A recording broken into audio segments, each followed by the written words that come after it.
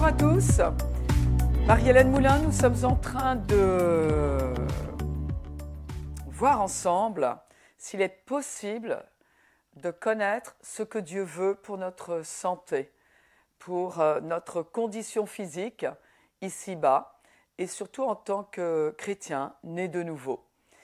La volonté de Dieu n'est pas cachée. Nous allons mettre l'accent sur cette vérité cette fois-ci. Mais je vous propose de reprendre notre texte dans l'Évangile de Luc, au chapitre 5, versets 12 à 13. Jésus était dans une des villes, et voici, un homme couvert de lèpre, l'ayant vu, tomba sur sa face et lui fit cette prière. « Seigneur, si tu le veux, tu peux me rendre pur. » Jésus étendit la main, le toucha et dit « Je le veux, sois pur. » Aussitôt, la lèpre le quitta.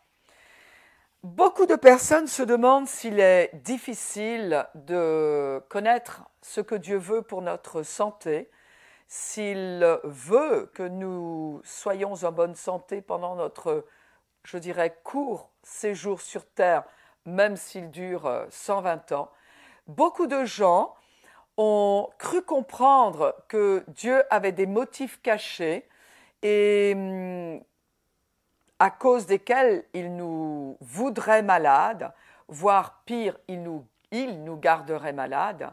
Et donc nous allons confronter, je dirais, ces rumeurs face à la vérité de la parole de Dieu. Ce à quoi je fais beaucoup référence quand je dois prendre une décision et si j'hésite, si je dis bon, est-ce que Dieu veut ou pas, il y a quelque chose qui m'aide beaucoup, c'est de me tourner vers la nature de Dieu, c'est-à-dire qui est Dieu lui-même. Et nous pouvons voir dans l'épître de Jacques, chapitre 1, verset 17, il est dit « Toute grâce excellente et tout don parfait descendent d'en haut, du Père des Lumières, chez lequel il n'y a ni changement, ni ombre de variation. » Une autre version, la BDS, Bible du Semeur, dit « Tout cadeau de valeur, tout don parfait, nous vient d'en haut, du Père des Lumières, et en qui il n'y a ni changement, ni ombre due à des variations. » Donc, ici, on peut comprendre que Dieu n'est pas comme le soleil qui en produirait des ombres.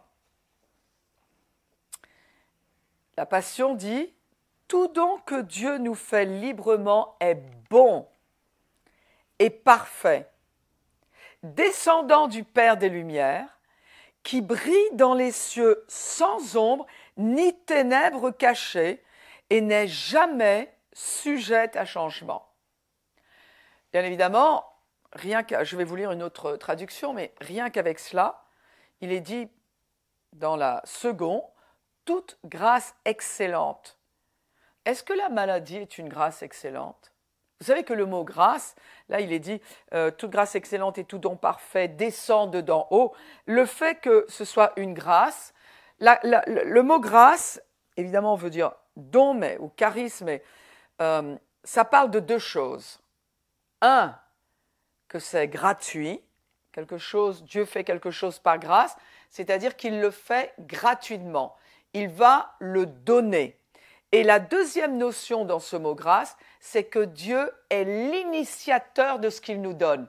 C'est-à-dire que même peut-être nous n'aurions pas pensé à le lui demander.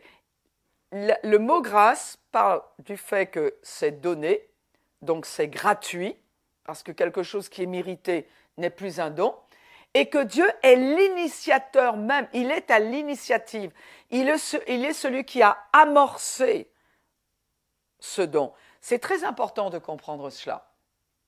Parce que si nous disons que la maladie vient de Dieu, alors nous sommes en train de dire que la maladie serait une grâce excellente. Je ne sais pas si vous vous rendez compte. Et nous serions en train de dire que la maladie est un don parfait. Moi, il me vient tout de suite une question. Écoutez, appelez-la naïve, appelez-la simpliste, si vous voulez. Mais si la maladie venait de Dieu, et si la maladie était une grâce excellente et un don parfait, alors ma question serait, pourquoi cherchons-nous à nous en débarrasser? Parce que c'est presque un réflexe chez l'être humain. L'être humain va chercher à se soulager, à se débarrasser de ce qui lui fait mal. Donc, ne serait-ce que déjà dans ce verset, nous pouvons déjà comprendre que la maladie n'est pas une initiative de Dieu, n'est pas une grâce excellente, qu'il n'est pas celui qui nous la donne, que ça n'est pas quelque chose de gratuit qu'il nous envoie, et ça n'est pas un don parfait. Il est dit que Dieu, donc dans une autre version c'est cadeau de valeur, don parfait, don que Dieu nous fait librement, parfait, bon. Et puis il y a cette version qui dit alors, mes très chers amis, ne vous égarez pas. Ah, cela veut dire qu'il est peut-être possible de s'égarer. Mais en tout cas, Dieu ne veut pas que nous nous égarions. Il veut que le chemin que nous empruntons dans la vie soit un chemin qui soit ferme sous nos pas, qui ne soit ni bosselé, ni en mauvais état et qui ne nous égare pas. Aucun chrétien ne devrait être perdu dans sa doctrine, dans ses croyances. La suite de cette version dit « tout don désirable et bénéfique », oui, il ne s'agit pas de désirer, bénéfique vient du ciel. Les dons sont des fleuves de lumière qui descendent en cascade du Père de la lumière.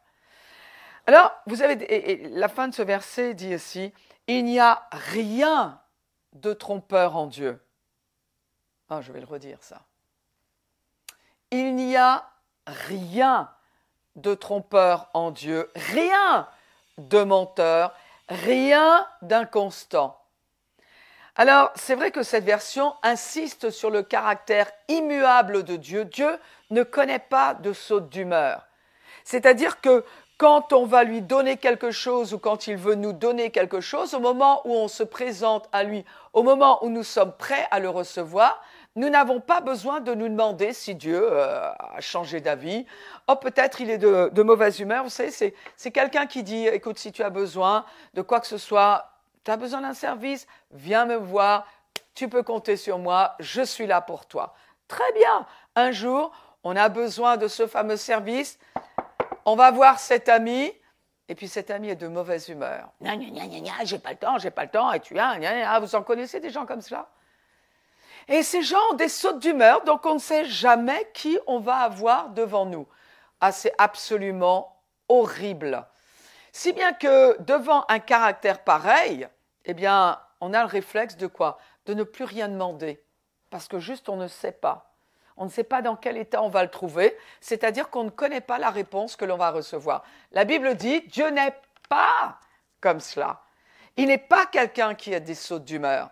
Il est quelqu'un sur qui tu peux compter. Donc si tu as trouvé qui est Dieu, si tu as trouvé ce qu'il veut pour toi, si tu as trouvé ce qu'il veut te donner, tu n'as pas à te demander s'il a changé d'avis. Écoute-moi bien, tu n'as même pas à te demander s'il a une volonté pour une personne et une autre volonté pour une autre personne, parce que la Bible nous dit que Dieu ne change pas. Ce qu'il veut pour l'un, il le veut pour tous. C'est pour cela qu'il est important de trouver ce que Dieu veut. Écoutez bien, il y a une nuance, il y a une grosse différence. Et nous allons la développer ultérieurement. Parce que Dieu a la même volonté pour tous. Dieu n'a pas une volonté différente pour les gens qui sont en Inde, pour les Esquimaux. Il n'a pas une volonté différente pour les Argentins, pour les Anglais, pour les Italiens et pour les Français. la culture n'entre pas en ligne de compte concernant la volonté de Dieu. Les générations non plus. C'est-à-dire que ce que Jésus a dit à ce lépreux, il a exprimé sa volonté. Comprenons bien qu'il s'agit de sa volonté et non pas de sa capacité. Concernant sa volonté, elle ne change pas, c'est ce que nous dit Jacques. Elle ne change pas en fonction des générations, c'est-à-dire que la volonté qu'il avait il y a 2000 ans est exactement celle qu'il a aujourd'hui. Hébreux chapitre 13, Jésus est le même hier. Jésus est le même hier. Jésus est le même hier, aujourd'hui et éternellement. Donc ce que nous trouvons ce que nous trouvons de sa volonté il y a 2000 ans, nous savons que c'est la même aujourd'hui. C'est exactement ce qu'essaie de nous dire l'apôtre Jacques. Et d'ailleurs, il est question de Jésus, ça aussi nous allons le voir ultérieurement, qui est l'empreinte, vous vous rappelez de Hébreux chapitre 1, Jésus qui est l'empreinte de Dieu, du Père. Ça tombe bien, parce que Jacques nous dit que Dieu est le Père des Lumières, chez lequel il n'y a non seulement ni changement, ni ombre de variation. Le Père des Lumières, et ici il est parlé donc dans cette dernière version de ce qui vient du Père des Lumières. Il n'y a rien de trompeur en Dieu, ni de menteur, rien d'inconstant. Dieu, la volonté de Dieu n'a pas changé depuis 2000 ans. La volonté de Dieu n'a pas changé pour les jeunes de notre génération, même au sein de notre génération, par rapport à la volonté de Dieu qui a été exprimée pour les seniors de cette génération. Dieu, lui, est immuable parce qu'il est éternel, justement. D'accord? Donc sa volonté n'est pas à remettre en question une fois qu'on l'a trouvée.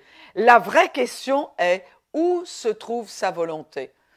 C'est vrai que j'ai fait le distinguo entre le fait que Dieu veut et le fait que Dieu peut. Est-ce que Dieu veut toujours guérir? Oui. Est-ce que Dieu peut toujours guérir? Il en a la capacité, mais est-il à même de libérer cette capacité? Eh bien là, on va voir que non. Parce qu'il y a beaucoup d'éléments qui entrent en ligne de compte, mais le plus gros, c'est ce que nous croyons de lui. C'est notre incrédulité ou notre foi. Et donc, pour avoir une foi qui est forte, c'est-à-dire avoir une confiance dans celui qui ne change pas. Donc, on peut commencer à comprendre que c'est plutôt nous qui sommes un frein à notre santé plutôt que la volonté de Dieu qui serait à remettre en question. Mais il est dit ici qu'il n'y a rien de trompeur, c'est-à-dire que nous sommes face à un absolu. Dieu est lumière, c'est-à-dire qu'il n'y a rien de caché en lui, il n'y a pas de ténèbres, il n'y a pas de zone d'ombre, il n'y a pas une zone à cause de laquelle nous pourrions avoir des doutes sur ce qu'il veut pour nous. La Bible dit c'est un absolu, il est lumière. Et parce qu'il est immuable, lumière immuable, lumière éternelle.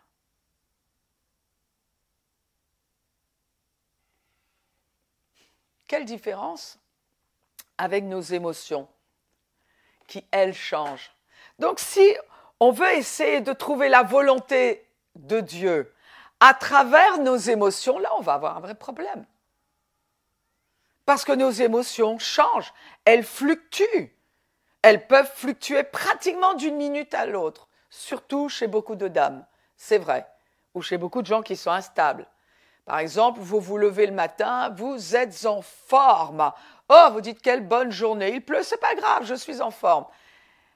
Et puis vous vous rendez au travail et voilà, il y a les embouteillages, quelqu'un a failli provoquer un accident, un scooter a failli érafler la peinture de votre voiture, vous avez du mal à trouver une place pour vous garer votre voiture, vous arrivez au travail, et là, il y a un collègue de travail qui vous dit « Attention, ça veut dire que le maquillage a coulé. » Et puis vous arrivez à votre bureau, finalement vous y êtes, et il y a une collègue qui dit « Dis-moi, tu as grossi toi, non? Hein? Ouais. Les fêtes de Noël, ah !» Et alors là, ces émotions, qui étaient des émotions de gaieté, de bonne humeur, de joie, tout d'un coup, hop, viennent toutes de tomber dans l'égout et on est complètement déprimé. Dieu n'est pas comme cela. Ce qui veut dire que pour trouver la volonté de Dieu, nous n'allons pas nous fier à nos émotions. Ça, mes amis, si vous avez besoin de guérison ou si vous voulez rester en bonne santé, vous ne devez pas essayer de trouver la volonté de Dieu à travers ce que vous ressentez. Parce que ce que nous ressentons change ou peut changer. Ce qui empêchera que nous ayons des émotions fluctuantes, eh bien c'est justement de vivre en fonction de la parole de Dieu, qui, elle non plus, ne change pas. Dieu est le Père de lumière, c'est-à-dire que quand nous nous approchons de lui, eh bien, nous voyons. Il y a un verset dans la Bible qui dit « Par ta lumière, nous voyons ». 1 Jean, chapitre 1, verset 5, nous dit ça, ou le confirme, la nouvelle que nous avons apprise de lui et que nous vous annonçons, c'est que Dieu est lumière et qu'il n'y a point en lui de ténèbres. Cette version La Passion dit « Dieu est la lumière pure. Vous ne trouverez jamais en lui la moindre trace de ténèbres. » Vous savez que je dois dire que le diable a réussi un exploit phénoménal avec Adam et Ève. Et nous devrions apprendre quelque chose de leur expérience. D'ailleurs, la Bible nous dit que tout ce qui est écrit dans ce qui constitue l'Ancien Testament l'a été pour notre édification, pour que nous apprenions quelque chose, que nous tirions une leçon de la vie des autres, notamment Adam et Ève.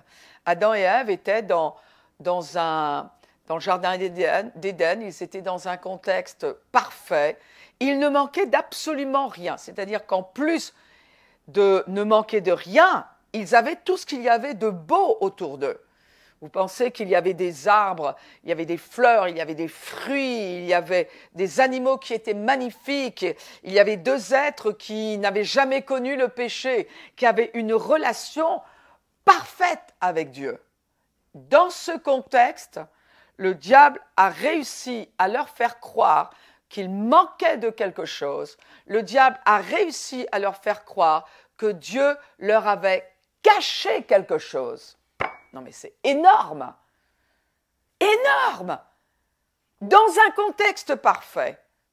Premier tour de force qu'il a réussi avec un être humain, un homme, une femme.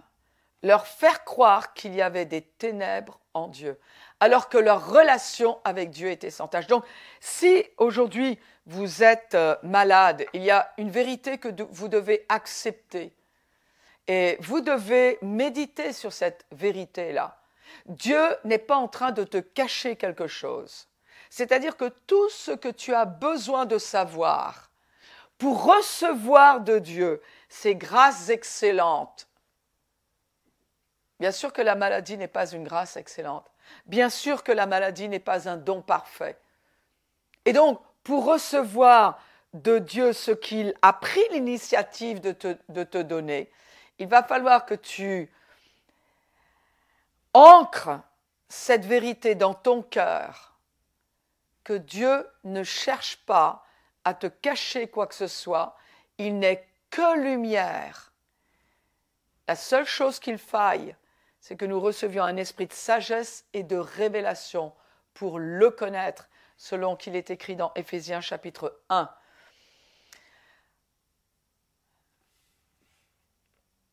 Dieu n'a aucun motif caché te concernant. Il n'y a rien en Dieu qui appartienne aux ténèbres. Absolument rien. La question est-ce que tu peux prendre le temps de chercher qui est Dieu, de comprendre sa nature, afin que cette guérison à laquelle tu aspires, eh bien, puisse se manifester librement dans ton corps. En tout cas, c'est ma prière pour vous. Vous êtes bénis, croyez que Dieu est bon.